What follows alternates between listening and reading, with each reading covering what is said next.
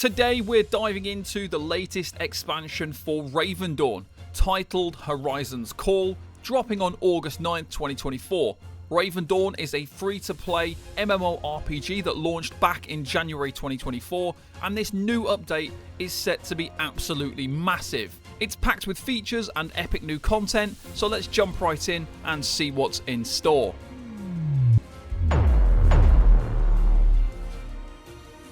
First off, let's talk about some updates you can already experience in the pre-patch. So first we've got the adventure board. It's a daily task system designed to help you catch up on experience by completing simple tasks like farming or slaying enemies, and it's a great way to get a hefty chunk of XP without too much hassle. Then we've got the Rangers company that's also seen an update. You now stack charges, allowing you to complete tasks more often and as often as you want, provided that you have the charges.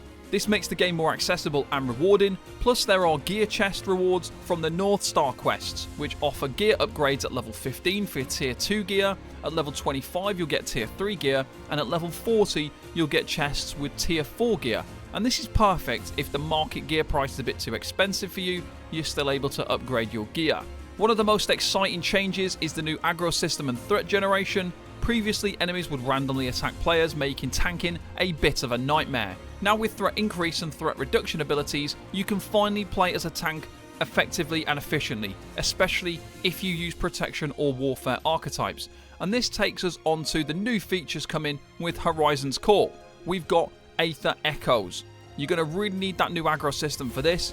This expansion will introduce these Ather Echoes, which are a phased group boss fight system. Gather a group of 2 to 4 players and challenge one of the 10 Aether Echo bosses, which you can find on the west side of Ravencrest, and you need to use Aether Echo scrolls to do it. There are 4 difficulties, and you can repeat these fights as much as you want, as long as you've got the scroll, and you can earn high level materials, augmenting stones, and Aether Echo trophies. Brilliant new feature, really excited for this one. Next up we have Ather Rifts, a dynamic, competitive PvPvE arena type gameplay mode.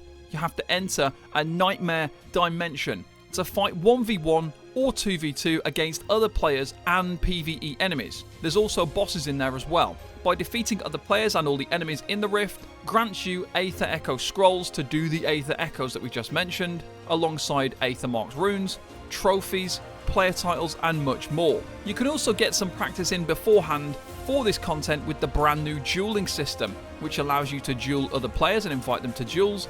This also supports a party grouping duel, so you can duel with more than one other person. And there are no death penalties or consequences for doing this, so it's a great new feature to get that practice in PvP combat.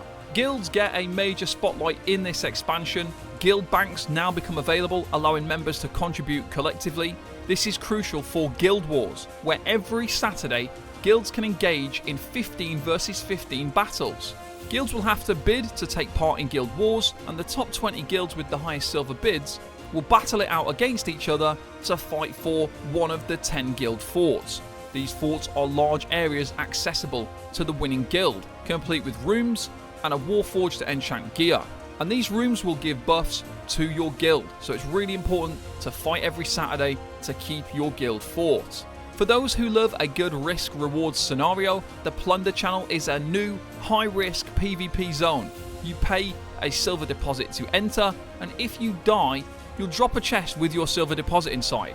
Surviving here grants a 25% increase in trade pack value, XP, and rare loot, so it's a brand new feature, and it's going to be fun for people who like that competitive risk-reward scenario. The update brings new gear options like Warforging, which boosts your gear stats and weapon skills. You'll need to compete in Guild Wars to do this. There's also new tier 7 gear for players that are at legacy level 75, and an augmentation system to further enhance your gear using augmentation stones that you get from those Aether Echoes. Legendary rings can now also be obtained, and if you pair them together you'll also get additional benefits, so you'll need to kill enemies and do various tasks to also get access to these. 2 new professions with alchemy and herbalism also are being added. Herbalism lets you gather rare herbs and mushrooms or grow them on your land. Alchemy then uses these ingredients along with others to craft potions, elixirs, poisons, and breeding boosters.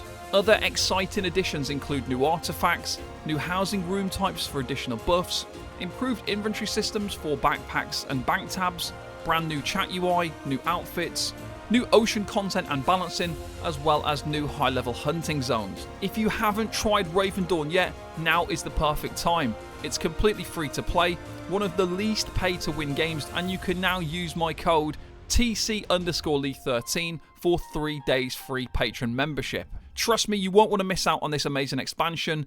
Get ready to dive into Horizon's Call in Ravendawn on August the 9th. Thanks for watching, and bye-bye for now.